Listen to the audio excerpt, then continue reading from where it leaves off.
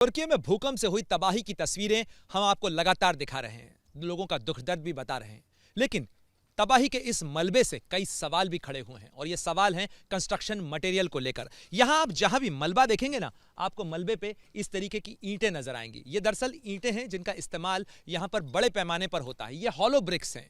ये ऐसी ईंट है जिसे इतनी बड़ी ईंट को मैं एक हाथ से अपने उठा सकता हूं, और ये ईंटें इन पूरे कंस्ट्रक्शंस के अंदर खूब बड़े पैमाने पर इस्तेमाल हुई, और ये इस्तेमाल इसलिए हुई क्योंकि ये हल्की ईंटें होती हैं। इनसे इस बिल्डिंग का स्ट्रक्चर जो है वो इसका वजन नहीं बढ़ता है और इसके लिए इनका इस्तेमाल किया जाता है। लेकिन बड़ा सवाल ये खड़ा होता है कि क्या इनके अंदर वो मजबूती होती है, क्या जो मजबूती होनी चाहिए इस तरीके के भूकंप को झेलने के लिए, क्योंकि ये पूरा इलाका भूकंप का इलाका है। इन ईंटों का इस्तेमाल 1999 के तुर्की के भूकंप के बाद किया ही इसलिए गया था कि इससे नुकसान कम हो सके, लोगों का जानमाल का नुकसान कम हो। लेकिन यहाँ जो मंजर नजर आ रहा है, यहाँ जो तस्वीरें नजर आ रही हैं, वो तो किसी हद से ये दिखाने के लिए वाली नहीं है कि यहाँ नुकसान कम हुआ है, बल्कि यहाँ पे तो नुकसान बहुत ज्यादा हुआ है। और अगर आप देखें कि ये ईंटें जो हैं वो इस तरीके से बिखर जाती हैं, छितरा जाती हैं, और आप देखें कि ये जो ईंट दीवार में इस्तेमाल हुई थी, इसके ऊपर किसी तरीके से कोई पकड़ और जोड़ नजर नहीं आ रहा है। यानी ये जो है वहां पर केवल दीवार के अंदर चुनी गई थी, लेकिन इसने किसी तरीके की मजबूती या स्ट्रेंथ नहीं दी थी।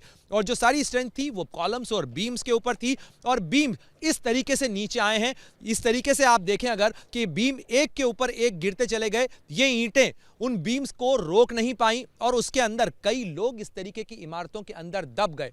जाहिर तौर पर ये जो तुर्की से खड़े हुए हैं सवाल, इन सवालों के जवाब दुनिया के हर मुल्क में होने वाले कंस्ट्रक्शन के लिहाज से बहुत महत्वपूर्ण है। स्ट्रक्चरल इंजीनियर इस पूरे मामले को लेकर ज्यादा बता पाएंगे कि क्या यहां पर कोई गंभीर और कोई बड़ी चूक हुई। लेकिन जाहिर तौर पर तुर्की में हुई तबाही ने जिन सवालों को खड़ा किया है, उसके जवाब का इंतजार बहुत लोगों को होगा, और खास तौर पर उन तमाम लोगों को होगा, तमाम उन प्लानर्स को होगा जो कि बड़ी रिहायशी इमारतों का निर्माण करते हैं, तमाम उन लोगों को होगा जो बड़े बड़े अपार्टमेंट्स में रहते हैं, क्योंकि बहुमंजिला इमारतों की सुरक्षा जिसके अंदर कई जानें जो हैं वो रहती हैं, उनको बचाया जाना चाहिए। और इसलिए निर्माण इस तरीके का होना चाहिए जो इस तरीके की प्राकृतिक आपदाओं को भी झेल सके, या कम से कम मिनिमाइज कर सके, उन्हें कम कर सके, ताकि हम किसी ऐसे नुकसान को न झेलें जिसे लौटाया नहीं जा सकता, और जो होता है जिंदगी का नुकसान, क्योंकि मकान फिर बनाए जा सकते हैं लेकिन इंसान एक बार गया तो वापस नहीं लौटाया जा सकता।